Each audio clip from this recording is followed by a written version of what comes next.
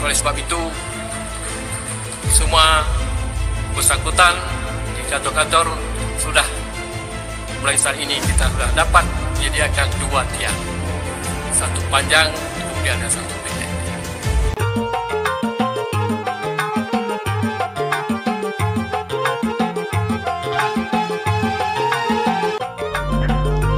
Assalamualaikum warahmatullahi wabarakatuh.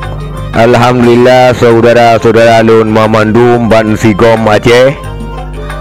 Tepat ji uronyo tanggal 20 November 2022. Saudara sekalian, lebih kurang put uro tu menjelang tanggal 4 Desember 2022, yaitu puncak daripada peringatan ataupun milad daripada gerakan Aceh Merdeka bak tiap-tiap tanggal 4 Desember. Saudara sekalian, saudara-saudara sekalian memandum, insya-Allah bak 4 Desembernya bendera akan iikkan mualim dan na pegekelam di mualim.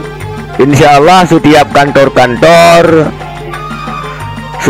kantor-kantor ataupun instansi-instansi yang ada di pemerintahan Aceh untuk mempersiapkan bendera, 2 bendera dan 2 tiang, saudara sekalian. Artinya 1 panjang 1 pendek. Yang panjang untuk bendera merah putih dan yang pendek untuk bendera Aceh. Saudara sekalian, apakah persiapan dari 2 buah tiangnya kalau dipersiapkan oleh instansi-instansi yang di pemerintahan Aceh, dan juga bendera yang pertama merah putih yang jika dentena barangkana, kemudian bendera Aceh, saudara sekalian. Karena kun mualim insyaallah 4 Desember akan iik, dan kitanya orang Aceh dan nantikan momen-momen yang bersejarahnya kemungkinan bak 4 Desembernya. Cuma enakah persiapan saudara-saudara Lun Mamandum Ban Sigom Aceh, menurut pantau-pantau, menurut negara-negara, enak persiapan kah tentang masalah bendera yang 2 krek tiangnya. Yang pertama panjang, yang kedua panah. Panjang untuk merah putih, panah untuk bendera Aceh.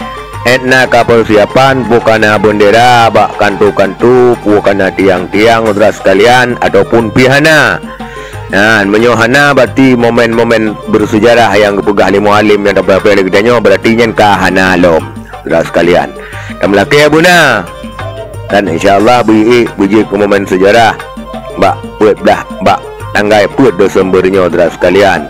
Kita nyopre gebrakan sejarah daripada pemerintah Aceh, saudara sekalian, untuk menaikkan bendera yang pertama merah putih dan bendera Aceh berdampingan sekaligus.